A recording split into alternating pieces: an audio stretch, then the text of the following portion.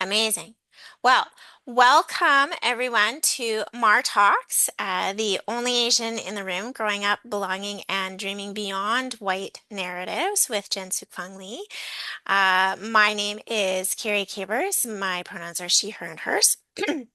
And I am the founder of Moms Against Racism Canada.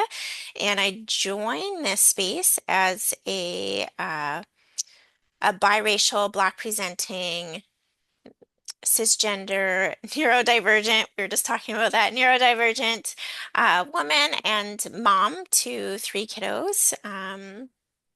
And my family and I, we are guests on the traditional territories of the Lekwungen people. So the Songhees and Esquimalt nations in what is colonially referred to as Victoria, BC.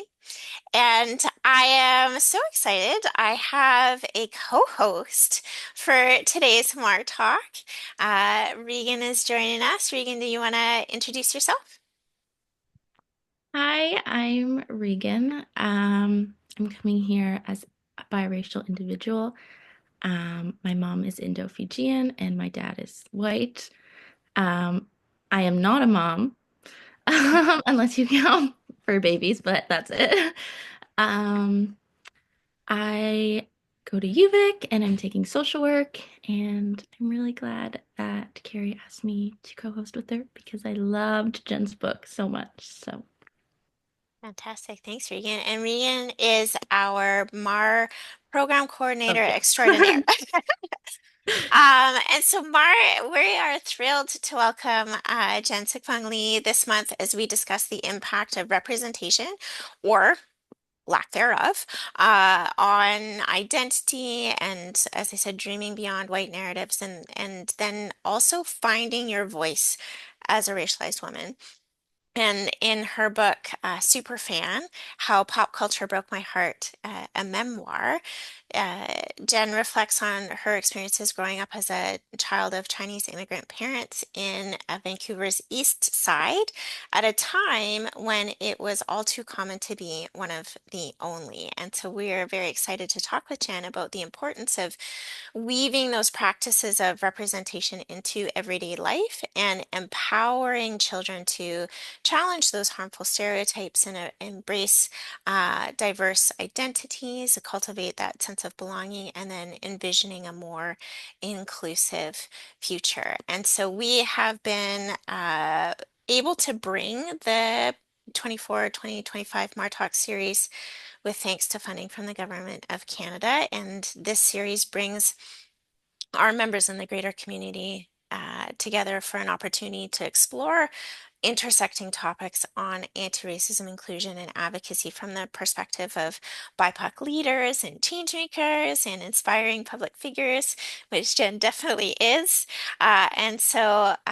We're grateful for these opportunities to share these talks as a catalyst for that deeper education and learning. And we look forward to working with a new partner, sponsor, or funder, hint, hint, to keep the series going after this talk. So if that's something, if you're watching and you want to be part of this, let's talk.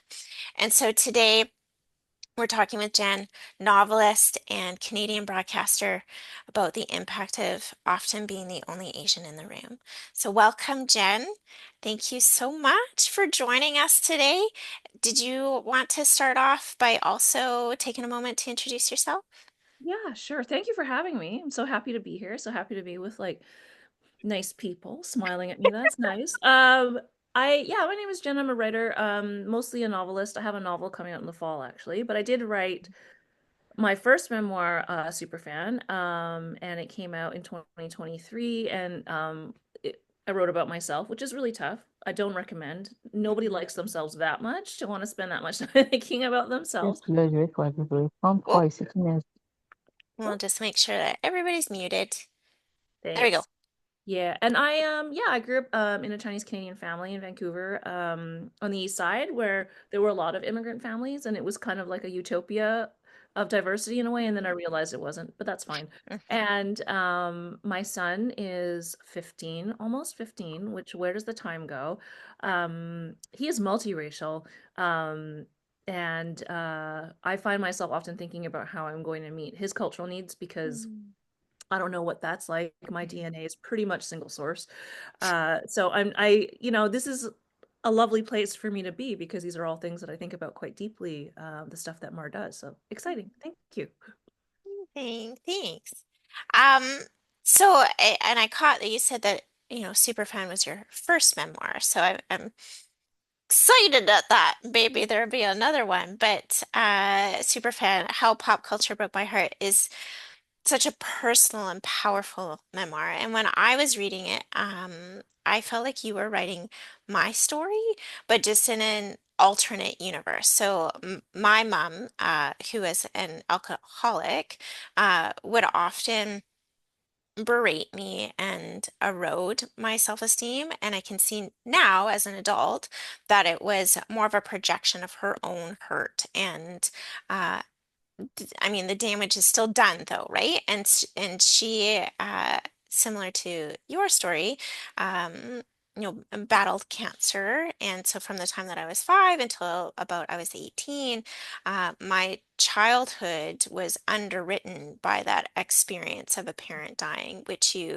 uh, which is a big part of your memoir too. And so I also related to being, one of the onlys in many of those informative times of my life. And so reading your book really helped heal a wound for me and what it meant to grow up in a family environment such as that and that impact of escaping into white pop culture and both the comfort of that and kind of the harm of that. And so I'm deeply grateful that you gifted this book to the world. And as I said before, just in awe that you could recall enough of your experiences to write more than just like a small essay. So I'm curious, like, what, as you said, no one likes to do so much of that or know so much about yourself and put it out there. So what inspired you to write it? Why now in this kind of time of life? Um, yeah, I'm remembering things. I should say, if you've ever told me a secret, if you're someone who's one of my friends, I still remember it. So that might scare some people. It's just locked in the vault. I will say, when I started writing this book, I did not intend it to be really much memoir at all, which people are Mhm, always a little bit surprised by. I intended it to be cultural criticism more than anything. mhm, And what ended up happening was, as I started writing about, I think the first one I wrote was about Anne of Green Gables. mhm, And as I started writing that chapter, I realized that I actually needed more of me and mhm, less of the cultural stuff, or maybe in equal parts. However, I don't remember how I actually like justified it to myself, but I ended up writing more about myself because I felt like people are not coming to this book because they want to know more about the cultural topic, because a lot of people do know a lot of things about Princess Diana mhm, or Rihanna or whoever. And they're coming to this book because they want to know why I care so much, why I hate something, why I mhm, love something. And that requires a lot of digging. Um, and I realized like the best way to approach it was like, when you're at like one of those dinner parties and there's you're trying to make small talk and you'll be like, oh my God, has anyone seen Love Island? Let's talk about that. And inevitably there's like somebody who says, I don't watch reality television. Like I just, I listen to Mozart all day. I don't know what they say, but and usually when I was put in that position, I found myself justifying why this particular cultural thing was important, why it says something about the zeitgeist, mhm, why it reflects who we are. And then I realized that's the book, right? The mhm. book is, why do I care? What does it matter to me at certain points in my life? And how do I make someone else care? Yeah. Amazing. Hmm. I would love to be at that dinner party with you. Talk about Love Island. We could do it right now, actually. Um, Jen, you've spoken about growing up Chinese in Vancouver and not seeing yourself like reflected in media, like or books or shows or whatnot. How did that shape your sense of belonging and your identity? Like, what impact did that have on you? Many things, which you don't realize when you're younger. It's not something Mm-hmm. you realize until you're quite a lot older and you're sort of like trying to impose a structure on the, chaos of your life, right? Which is what we do as we get older. I think like, well, the funny thing is where I grew up, there were lots of different kinds of families, like tons. Like I grew up in East Van where it was working class families, immigrant families, indigenous families, like truly one of the most diverse neighborhoods I think must have been at the time. Mm-hmm. And when I went home to like, watch Young and the Restless or you're, watching Knots Landing or whatever it is, it was quite a disconnect, right? Like this is what you see on the television is not what I'm seeing at school. It's not what I am seeing at home. And yet you don't really think that, but there is a disconnect. There are the people who are the culture, and Mm-hmm. then there's the rest of us. So Mm-hmm. I think that what that affected for me ultimately was, when you're young and you're daring to dream about what it is you want to do with your life, the idea that you could be a creator of culture is Mm-hmm. so radical because we don't do that. We don't see it. It's not in the credits at the end of the movie. And so I think for me, it really, at the end of the day, really kind of squashed my dreams. Like I always wanted to be a writer. I always knew I was going to be a writer, but I never thought I could be like a writer as a career, right? Like I thought I would have Mm-hmm. to go to law school and then I could write during my vacations, or I thought I would, go into academia and be a professor and write during, the summer term or whatever. I never thought that I could just be a writer. And that was something that as I got older, I got increasingly ragey about, which if you've read my book, yeah, I'm angry all the time. We call it sacred rage in Yeah. Mar. Yeah. Yeah, definitely that fire that burns. And I can appreciate like that dichotomy of that experience of, what being in a diverse community and seeing this, but then not seeing that reflected on those platforms that we're socialized overtly and covertly to be like, this is what to aspire to, and this is like how to be. And so, many racialized children, particularly those, even more so growing up in like those predominantly white spaces, will feel that pressure to relate to those white characters in those families. And you kind of touch on that in your book too. And so did you have any moments when you realized that for you, and like you say, the age is a wonderful thing and being able to reflect, but that you realized no matter how much you tried to fit in or how much you tried to emulate what you were seeing on TV or in books, that you were still going to be seen as other.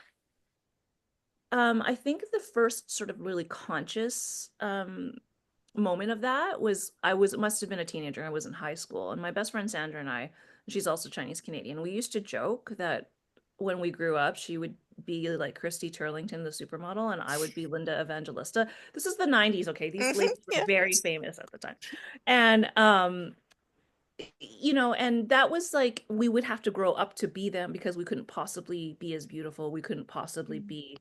And then I realized at some point that the beauty standards were so ingrained in white supremacy. Like Hmm. you can't even separate that. Like Mm-mm. it's impossible. And as a teen, I found myself, and I write about this in the book actually, attracted to a certain type of boy, like the skater boy who writes poetry, has a notebook under one arm and his skateboard under the other, and he has real baggy pants. Like this is the boy I was attracted to.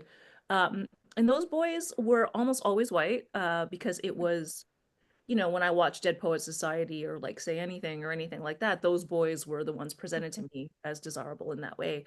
And when I realized that I wasn't that standard of beauty that they had actually also grown up with, that was actually really crushing. And there was nothing I can do about it. Like my face is my face. Like I Hmm. can't, what am I going to change about my face to make me look like, I don't know, Gwyneth Paltrow, who I love to dunk on. Um, and that was hard because as a young woman, when you're like 15, 16, 17 years old, you really want a boy to like you, whether you care if the boy is good or not. Like we have very bad taste at that Very age. bad taste. But very bad taste. But like it doesn't even matter. You want the like sort of approval, you want the reassurance that you're attractive or desirable or any of those things. And not having that, that was like a real, that's a big blow to a teenage girl. So I think that that was, I think, our my first sort of really aha, wait a second, this was not built for me. Hmm. Hmm. Um, Carrie and I have chatted about that with me in high school, which was like, oh my God, 4 or 5 years ago now. But like feeling the same way, like, oh, I'm not that beauty standard and like only liking white boys until like the last year or 2 years. And so there's a line in your book when I read it that I took a picture of instantly, and it's you write, there's magic in representation. The moment you come across a word or food you know in your bones, it reverberates throughout your body. Um, I connected with that so much. I was like, me and Carrie in our meeting, I was like, I took a picture of this. Like, I just really, like, I knew what Jen was talking about and that feeling. And so, can you like talk about what, like, why this kind of representation is so transformative for marginalized people? Like, why, like, you really feel that when you do see that? So, you know, that moment, and for people who are not white, those moments are actually pretty rare. And it's not, and I think that that's something that like whiteness doesn't teach white people, is that like what they have in abundance Hmm. is like actually quite rare for everybody else. Hmm. And you know, the first time I ever really felt that, and it's hilarious, and like nobody ever talks about this in like English literature, Canadian literature studies, is in The Stone Angel by Margaret Lawrence. And that book was published, gosh, in 1964-ish, 65, in the 60s. And she has one Chinese Canadian character in it. And I believe, people can correct me if I'm wrong, but I'm pretty sure I'm correct. She is the first Chinese Canadian character ever to appear in a Canadian fiction. Her name is Sandra Wong, I think, and she shares a hotel room with Morag at the end of her life when she's dying. And she's like a 16-year-old girl. And Margaret Lawrence is not Chinese Canadian. However, she wrote her quite beautifully, like really a teenage girl. She looks like this. She has a lovely family. She doesn't want to be stuck in a room with a fussy old lady who smells bad. And like, so she doesn't appear for much, but I really felt it because I must have been about her age when I read that book, and I thought, wow, that's like really something. Um, and then the next one I remember is definitely Waste and Choice, the Jade Peony, and I would have been about 18 years old when I read that. And in film, it came much later, so much later, and The Joy Luck Club by Amy Tan. So all of those. Um, but for me, the representation thing opens up possibilities. And for me to see that in books, that somebody who looks like me could be written about or could be the writer was a huge, like it made everything make so much sense to me. If you know, Amy Tan could do it, if Wei Sin Choi could do it, if Margaret Lawrence could write a Chinese character and make people like her, Hmm. why can't I? Then I can. And I think without those things, I would not be who I am. I would not have the career that I had.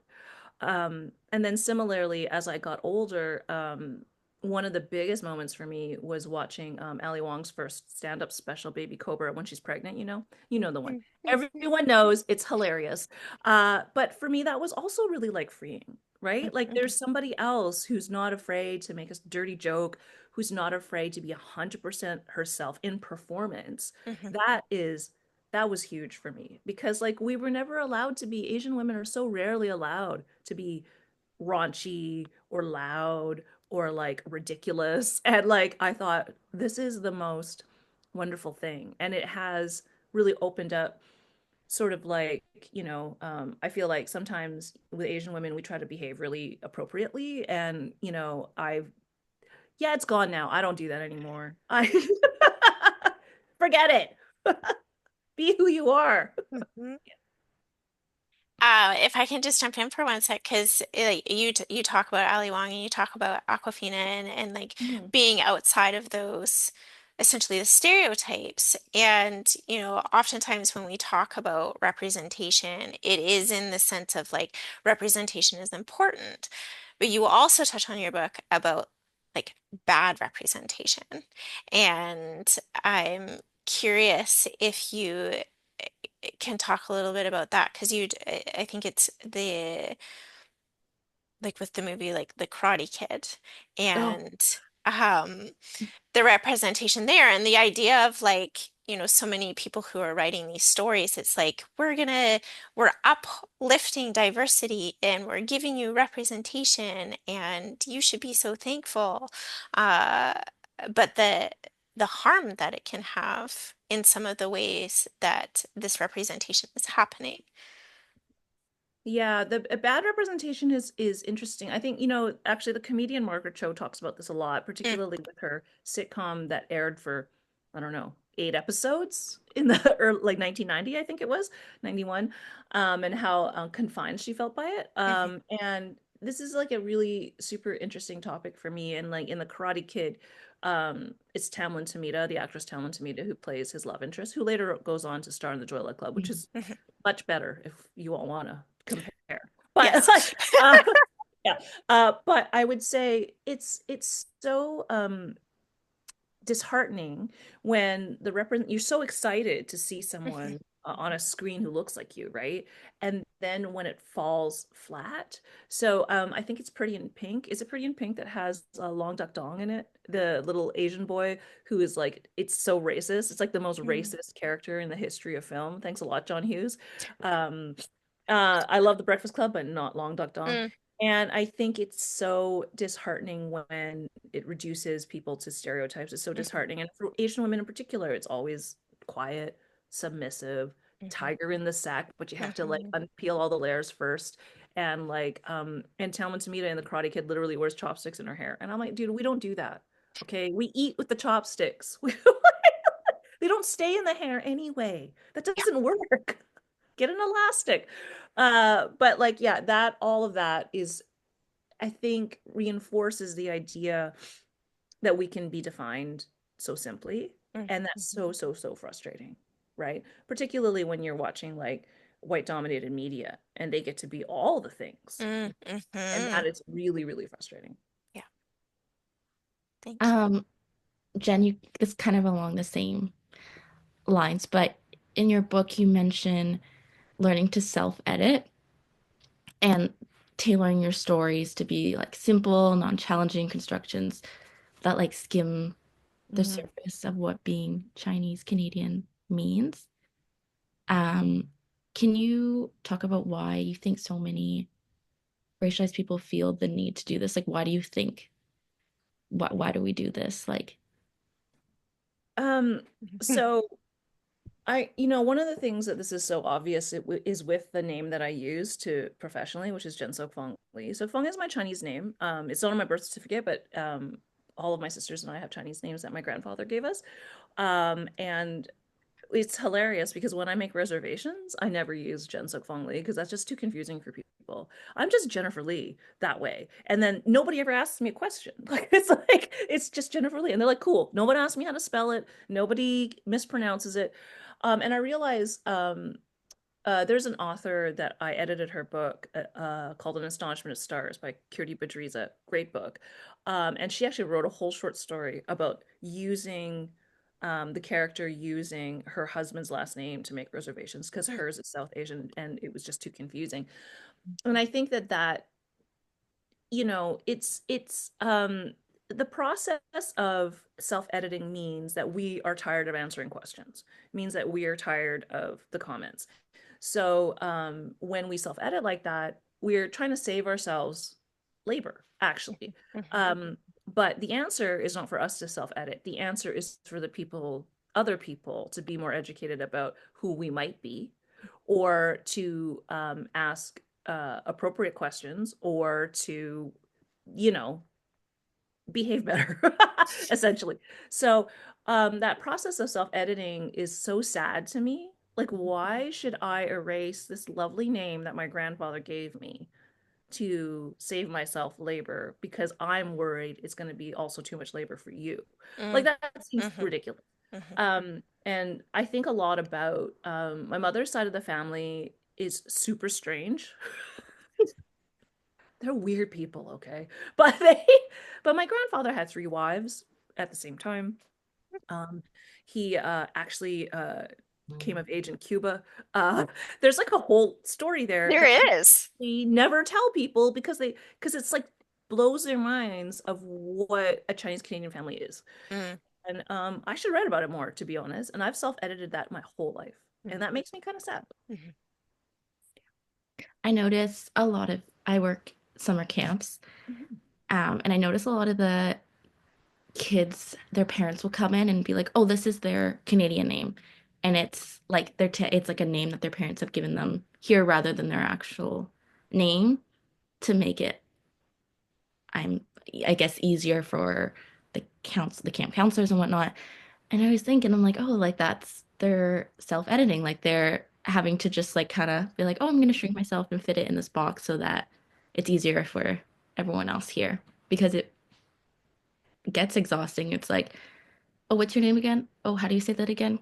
Oh, and it's like the constant like, and so eventually you're just like, okay, like, so like I always like, what is the impact of that? Like, I wonder, when I've done it growing up, I think, how has that impacted me? Or, how has that impacted you?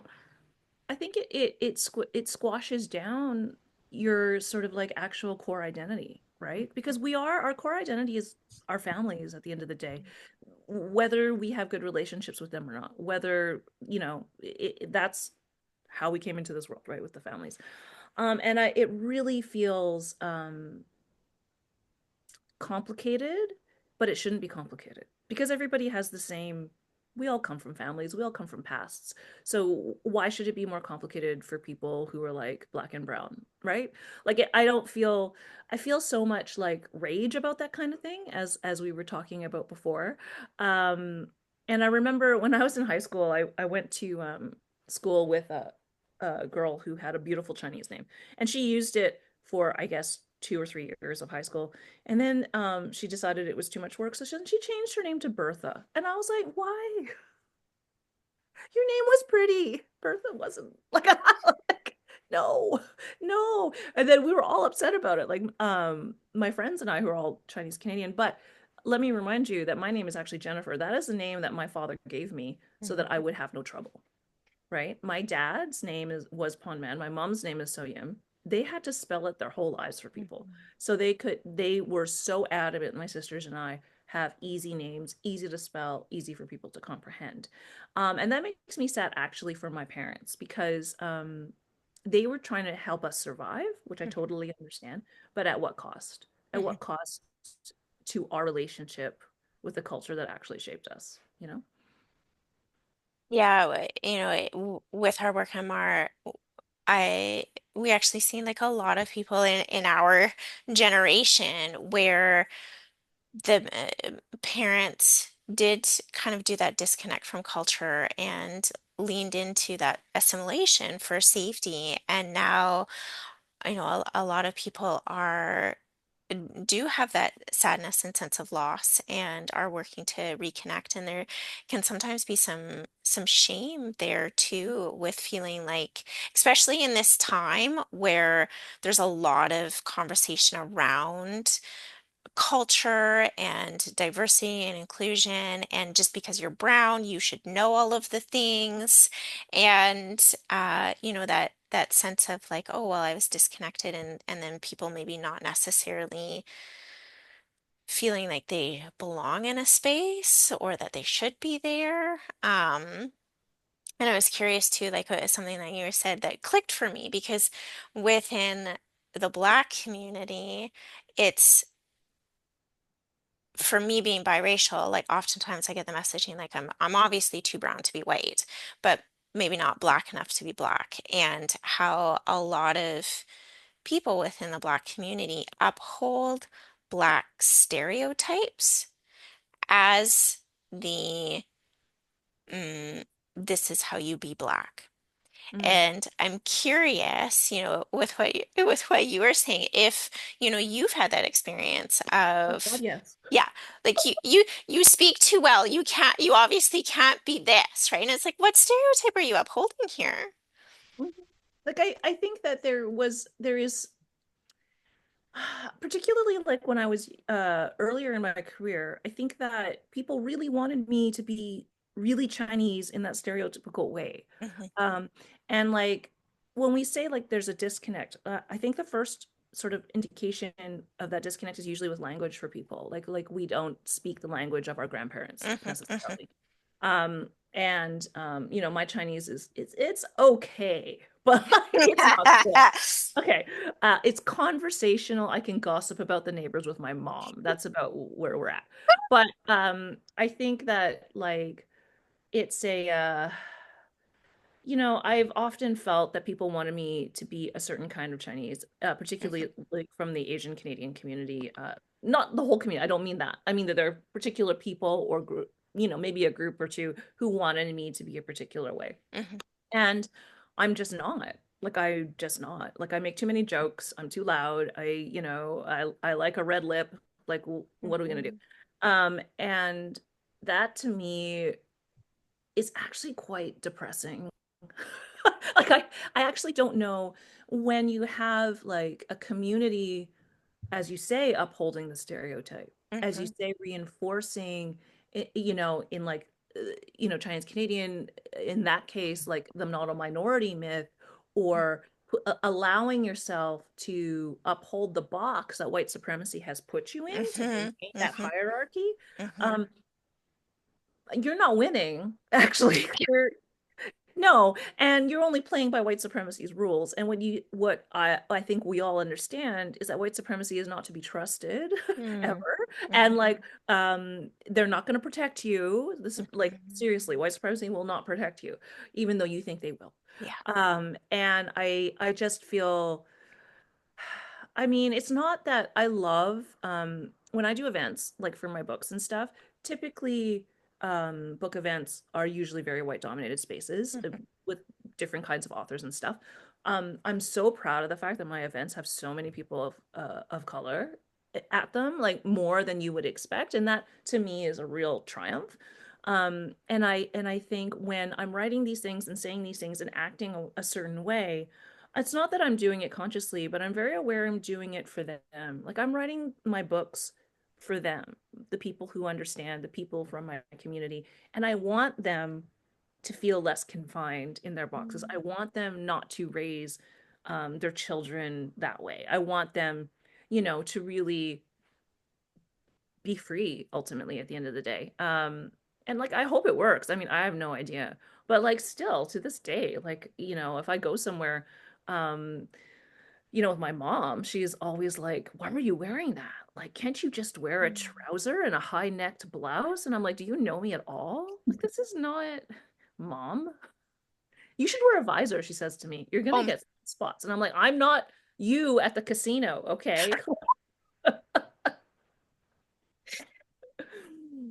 Anyway, yeah. For individuals that still feel like they have to like shrink themselves into those boxes or self-edit, how do you think we can, because I definitely still do it, unlearn that impulse? Like, how do we practice s- stepping outside of those boxes? Because it can be scary being like, oh, It is. yeah, like, It is scary. It's 100% scary. Um, I would say it's hard to do it so consciously. Like, see, mm, like, because how do you consciously think about your identity everywhere you're going? Like, every step that you make? That's hard. Um, but I would say, like, and I'll just use myself as an example because that's the easiest thing. For me, it was writing the books I wanted to write. mm, Right? That was the first thing. Or when I was younger, it was poetry, writing the poems I wanted to write. And for me, that felt really safe because it's like on a page. It's not something you wear on your face when you're out in the world. And that felt pretty safe. And that was great. And once I started doing that, it being able to express myself as freely as I could on the page, then all those other boxes felt way too confining and they all mm, started falling away without me really consciously even thinking about it, right? Um, and it was it was really freeing. And the other thing I did really young was I had like spiky pink hair and a lot of piercings and things and tattoos, which drove my mom bonkers. But like, she one day said to me, "Are you one of those people who sit in the back of the bus?" And I was like, "What is that?" Yeah, I was like, "You mean like punks? Like, what are you talking about?" And yeah, so yeah, those things. My appearance was actually one of the first things too. Mm. And that actually, and like that stage of my life where I looked that way didn't last that long. But at the same time, it was like, this is the way I want the world to perceive me, and you can't tell me what to do. And that was, Mhm. once you start with one thing, the rest of it just all kind of falls away. You don't want to be confined anymore. Mhm. How do you think we can help children with that? Like, Mhm. as adults, it's like, oh, we know we want to do this, we know we want to, but I think with kids, there's the room to um, kind of help them before they kind of get into that habit of having to self-edit and shrink themselves. Mhm. I think that like when kids are really little, I think that they're quite free. Mhm. And your kid might want to wear gumboots and a tutu to school on a rainy day. And it's little things like that. When it's weather appropriate, let them do it. Sometimes it's not weather appropriate. Um, but little things like that. And one of the things that um, when I first knew I was going to have my son, I had made a promise to him when he was in my belly. I made a promise to him that I would never try to make him into the child I wanted or I thought was Mhm. right. I was going to help him be the best version of the child he already was. Mhm. And I think when you make those promises to yourself, and if that's like your guiding light, your kid's not going to be super confined. However, when they go to school and when they Mhm. start going out in the world, that's a whole different story. And you can see them trying to fit in, you can see them trying to shrink themselves. And my choice has always been to say to my son, um, you never have to be that way at home with me. I do understand when they're out Mhm. in the world, particularly at a certain age, they feel like they have to act a certain way in order to get through their day at school. And I totally understand that. And you do want them to be safe and to make their own decisions, right? Um, so I always say to him, you don't have to be that way with me at home. You can say anything, you can complain, you can cry, you can like, if you want to tell me an inappropriate joke because you want to get it off your chest, okay, great, go ahead. But I do think like one of the things is always honoring what your kids' interests are. Mhm. So and it's a small thing, but I do think like particularly where I live, like every kid plays soccer, like literally every kid. My kid hates soccer. So I was like, fine, go draw if you want. So he was in art classes instead. So honoring their interest is such a small thing, but not forcing them to do the activity that you want them to do, I think is actually really important. And making sure that you're like giving them the space to explore an interest that they're really passionate about, or even something that they're so passionate about, whatever they want to do. And that for me as a mom has really helped my kid find other friends who like the Mhm. things that he likes, Mhm. who enjoy the things that he enjoys, and then he doesn't feel that need to super fit in at school because he doesn't have to with his core group of friends. If that makes any sense at all. Am I making sense? I hope so. Yeah. Very much so making sense. And I think if I can add too, for me as a parent, trying to be mindful of those times where I'm like imposing something on my kids.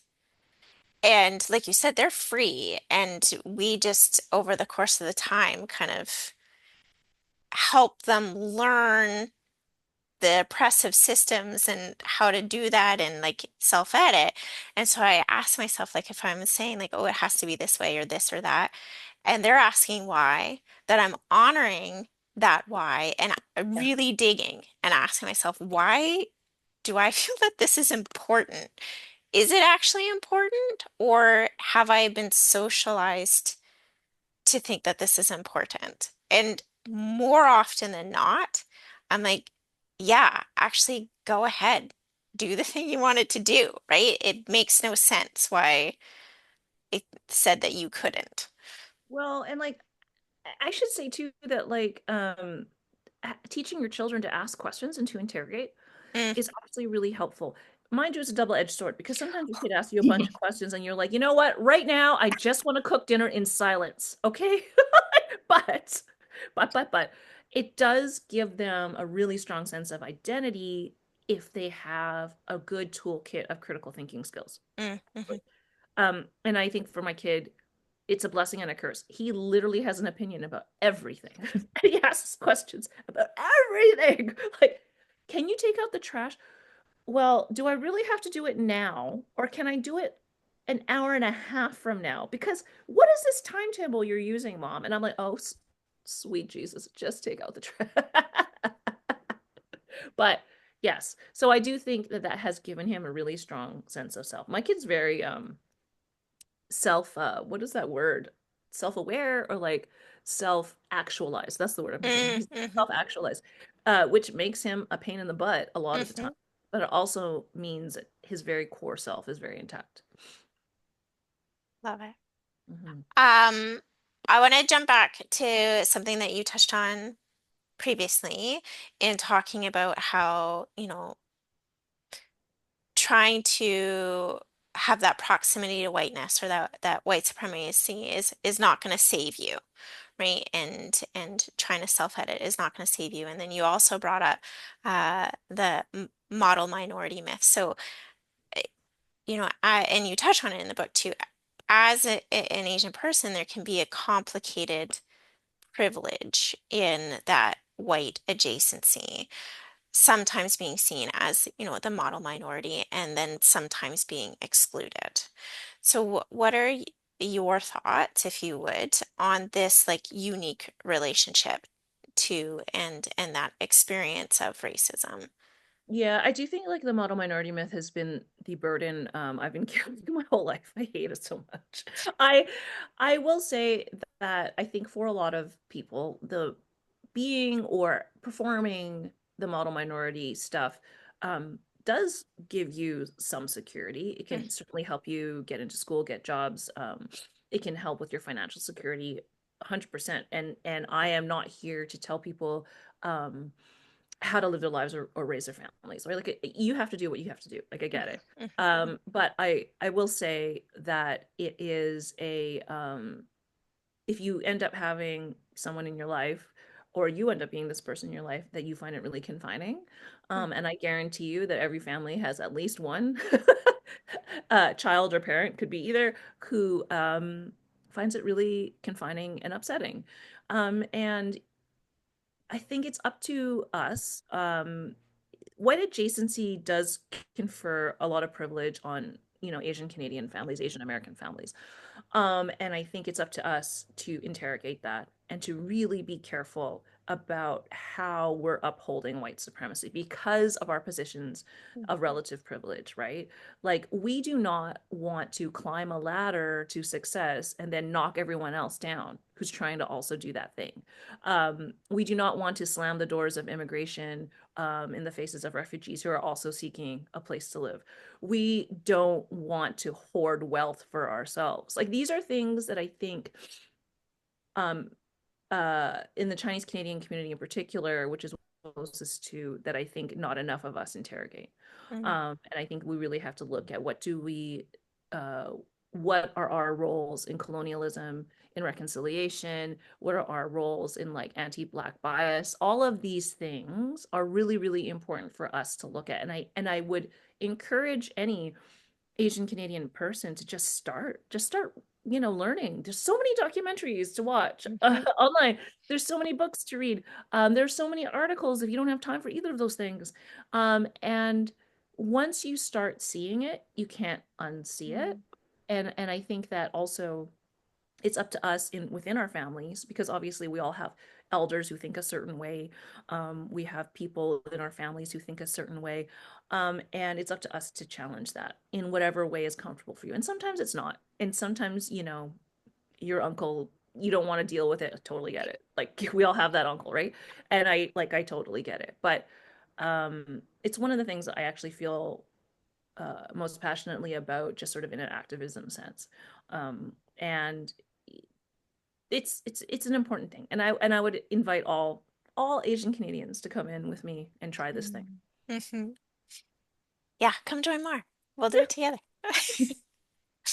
Um, I love when you write that we are all things. Yeah, and it talked about this, right? There are no boxes, that those boxes are they're made up. And there really is no small spaces for us to contort ourselves into.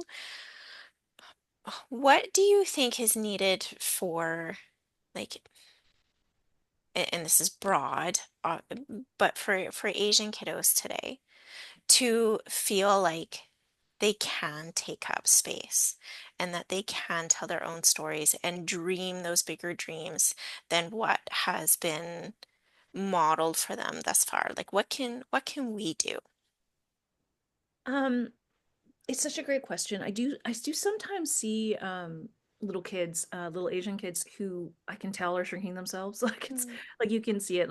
And I have taught like workshops to kids before who are like say middle school to high school age, and I do see them shrinking themselves. And then in it's hilarious to me because in my workshops they tend to start to expand a little bit because mm, it's like a safe space where all the weird nerdy kids who love to read want to write something and it feels really safe for them. And so what I would say is make sure you have those really safe spaces for them to be exactly who they are, mm, to expand, because they're not going to feel super safe to do it in certain places.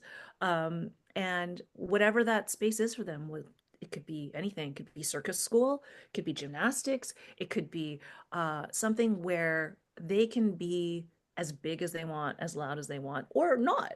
Whatever mhm, it is that makes them feel most like themselves, right? mhm, And like thinking outside the box too, like thinking it's not doesn't have to be like a kind of like enriching engaging activity as we like to enrich our children all the time. It doesn't have to be that. If your kid likes, I don't know, stand-up comedy, hey, let's do that. Right? Like let's go see what that's like. And giving them those opportunities, I think it's really just that being able to listen to what brings your child to bloom, mhm, really. And then, like I said, with these kids, once they learn to bloom in a certain space, it's contagious. They can't be confined after that, right? mhm. Mar runs a program called Be a Kid, kind of for that reason. So there is a recognition. We were out at an event, and another mom had just remarked, I love watching my kid being able to run around and just be a kid. And it was a Mar event. And so we created a program where we take racialized kids once a month to go and do different activities. And we've done ice skating and paddleboarding and ceramic painting and shirt tie dyeing and like a whole bunch of different things. And then we have our annual Be a Kid camp, which just happened, which I hope you come to next year. Um, but it was a really beautiful display of that, and it always is in that the kids come and immediately they're running around and they're being themselves and they're making friends and it's a whole weekend where they get to expand. Um, and it's really beautiful to see that, especially when, we do see so many times when kids are shrinking themselves. Yeah. Yeah. Do you need a camp counselor? My kid might be old enough. Yes, we will He, talk. he has a first aid babysitter certificate. Amazing. Yeah, actually, he's really good with kids. I love it. We actually this year had the most older kids. We had a gaggle of like 10, 11, 12, 13-year-olds and one 17-year-old. And there was like, I think like 10, like 12 of them, something like that. There was a lot. That's nice. Yeah. And then a lot of little kids too. And it was great to see like the big kids look after the little kids. And yeah, it was good. Good. I love to hear it. Um, so I would love to open up to our attendees, our participants in the session, if you have a question for Jen that you want to ask, you can are more than welcome to put it in the chat and we can read it out for you. Or if you want to unmute and ask your question, you can do that too. And while everybody's thinking that, I'm gonna ask, it's like, so this second memoir, is there plans? Will we get one? I don't know. I have like a couple of novel projects in the works, so it's gonna have to wait a little bit. I think I have to live a few more years before I have Mm, something to write about. To be honest, what am I gonna write about now? that's I've fair. basically taken myself to like age 45, and like I think I need to live another decade, perhaps. I don't know. We'll see. I have thoughts about another memoir, but it really depends on my timing also. Mhm, mhm. Yeah. And so tell us more about your next book that is coming out. Oh, it's a horror novel called The Hunger We Pass Down. It's coming out in September. It's about a single mom. She's Chinese Canadian. And the premise is that one day she wakes up and she's like perpetually tired. She never gets everything done in a day. We all know what that feels like. And then one day she wakes up and the house is clean and everything's finished. And she's like, did I do that in my sleep? Was I drunk? What did I do? And it keeps happening. And eventually she figures out that someone is actually doing all the work for her, and that other thing will want to be rewarded at some point and at what cost. Hmm. Spooky times. Okay. Oh, I don't know if that would be so spooky for me if I was like waking up. I'm like, you can stay. I'll make you a room. Like, She does that. She does do that. But it's good. Everything's clean. All my work is done. Yeah. And then it's like, and then like, what kind of game are you playing with this evil entity that's doing all mm, these things for you? Yeah. cool. I will have to read it. Cindy, you have a question or a comment?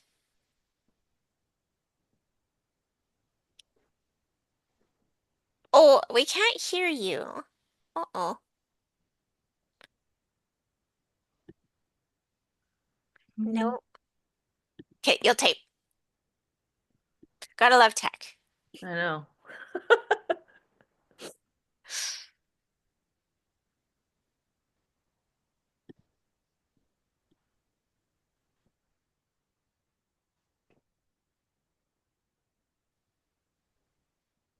I feel like we need like the music. Do do do do.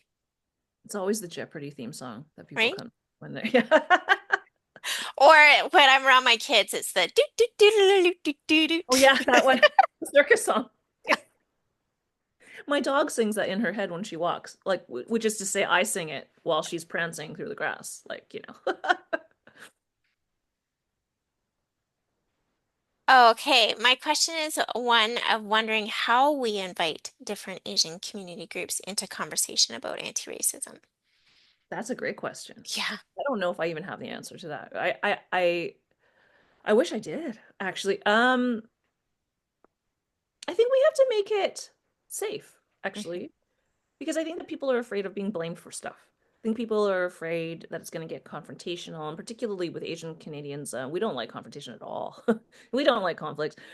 Freaks us out. So I would say trying to make those spaces safe is the one thing. Just it's not a calling out, right? Like it's a calling in. mhm, And I think making sure that we're nurturing everybody and that everything is that letting people know that their uncomfortable feelings are okay because it is uncomfortable. There's a mhm, lot of discomfort in talking about this stuff. So I think that like yeah, I think it's really that people really do not want to be blamed for stuff.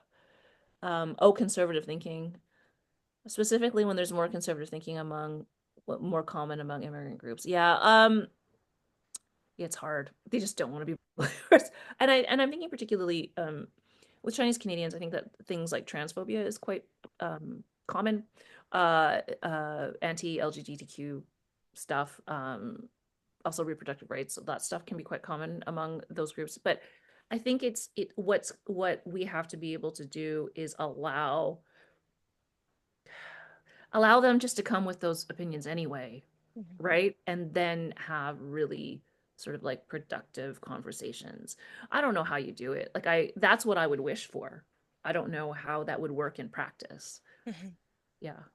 I mean, like you say, there's fear there, and I think holding space for that fear and not judging it, recognizing that we've all been living in these systems and socialized and internalized these messages of do this thing and you'll be safe or Yeah. and that's kind of the underlying of it all, right? So if we can create those spaces where people can have that semblance of safety to even explore these topics a bit and knowing the psychology of it, like our brains, once we feel that there's danger, we go into fight, flight, fawn, freeze, flop, right? And danger means different things to different people. Danger can be, I need to respond to this email, or like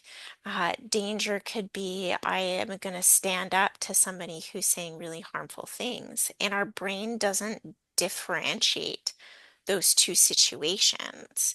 It's danger is danger. And so if we're having these conversations with people and we're not meeting them where they're at and allowing Mhm. them to have their opinion and are coming at them, right? Like you said, Jen, calling them out as opposed to calling them in. Their brains and bodies may very well interpret that as an attack and then respond that way where they shut down and they're not going to take in any information. So See, Carrie, I knew Carrie would have the answer. it was a joint effort. Yep. Angela, you have your hand up, and then we will bid adieu to everybody.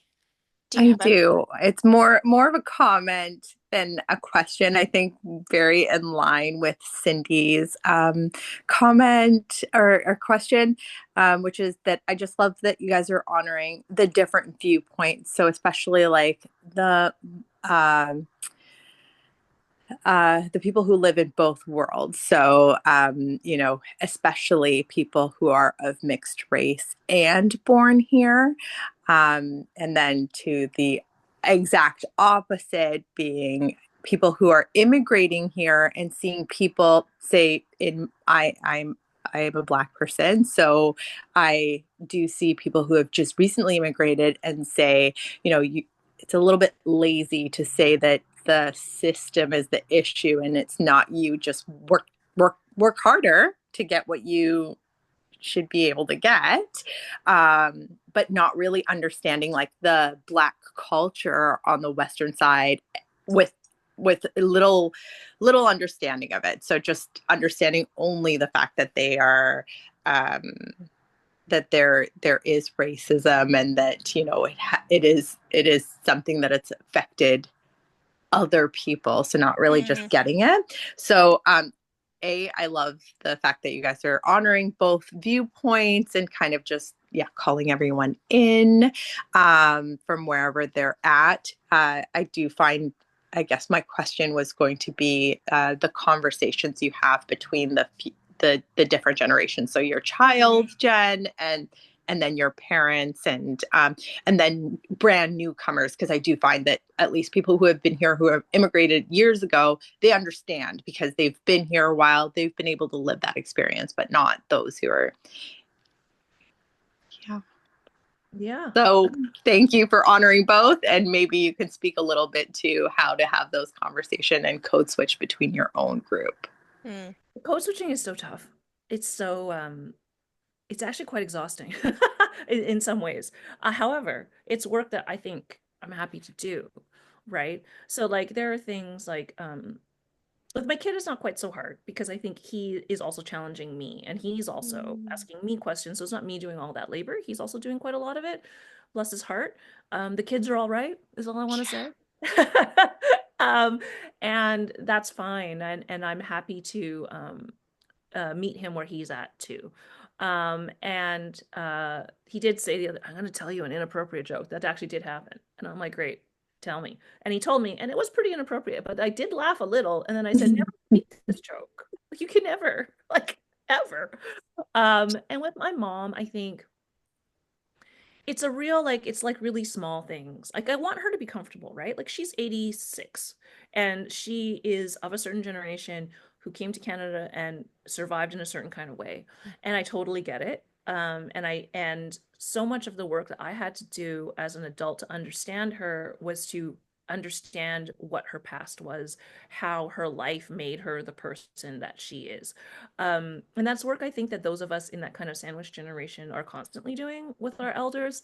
And it helps me have conversations with her. So that preparatory work um, makes it much easier for me to have a relationship with her. And I think that, it's sometimes it's the small things with her. It's like when she says things like, I don't even know, we were out yesterday and for Mother's Day, actually, I took her out and we went to my sisters and I, and we went to a sort of a bougie Chinese restaurant that like is not really made for Chinese people. It's Mm. like we thought maybe my mom would like this modern take on food. She was awful. She's like, why does that server a white guy with blonde hair? Why? And I was like, okay. And then I thought fair, but then I was like, okay. And she was waving him around like she was like the queen and like all this other stuff. And I really had to just say to her, okay, listen. She's like, there's no Chinese words on this menu. Everything's in English. I don't understand. And I was like, just go with the process, Mom. This is the way the world is going. And I did have to reassure her that the chef was Chinese. I really had to like, and it was okay at the end of the day. But she was it's those little things of I'm not trying to make her fit into like what society is necessarily because she's of her age, but we do want my mom's brain to open up a little bit. We want her perspective to open up a little bit, and I think that's an ongoing thing with her. And I don't know how much we're going to accomplish in the probably 10 years she has left on this earth, but I it's been an ongoing thing. And she's way better than she used to be. Like one of my cousins is in a same-sex relationship. My mom's pretty good about it. Like, pretty Wow. good. So it's working slowly. All right. I'll keep chipping away at it, is what I'm Yeah, hearing. Thanks. it can happen. I swear. Like it I can. believe you. Sometimes they surprise you. Like Mhm. it's so funny. Yeah.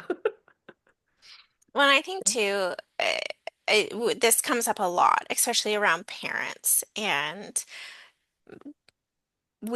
I think we have to first end up being okay with the idea that they're not ever going to change, right? Like, so we can divest that,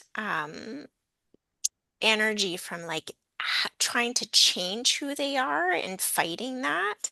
And then that allows the opportunity, like you say, to kind of meet them where they're at and have those conversations that would maybe open up their mind. But if we're stuck in that mindset of like, I'm going to teach you and you have to change and you're wrong, that's the way that we're going to come at those conversations. And they're going to feel that and then they're going to push back. So, I think also checking like you said how we're showing up too, right? Yeah, and I would also say that like that safe conversation space that we have with our children, that it goes for our elders too. I think Hmm. if my mom wants to get out all of her inappropriate opinions with me, that's better than her doing it in public or to somebody that truly like truly. And I say to her, you can never say these things to anyone else. Like true, you can't, right? And I remember her saying when I said when she was going off about something, I said you have to stop talking like that with me. And she's like, why? Are you the New York Times? Like, I was like, no. Thank God you're not saying this to the New York Times. Like, Oh my goodness. Well, Jen, thank you so much for spending time with us. I hope that we can connect with you again and would love for you to be a bigger part of MAR and all your free time that you have. Um, which is like but, none. right? Like all of Uh, us. but we would love to have you back anytime. And if your son wants to come to camp, it would be great to have him too. Maybe he can drag you along as well. Yeah, thank you so much for inviting me. This is lovely. Yeah, You all are wonderful. thank you. Thank you. Well, we will see all of you soon and we will upload the recording and share it out for your viewing pleasure and to share with all of your friends. So thank you so much for being here and have a wonderful day.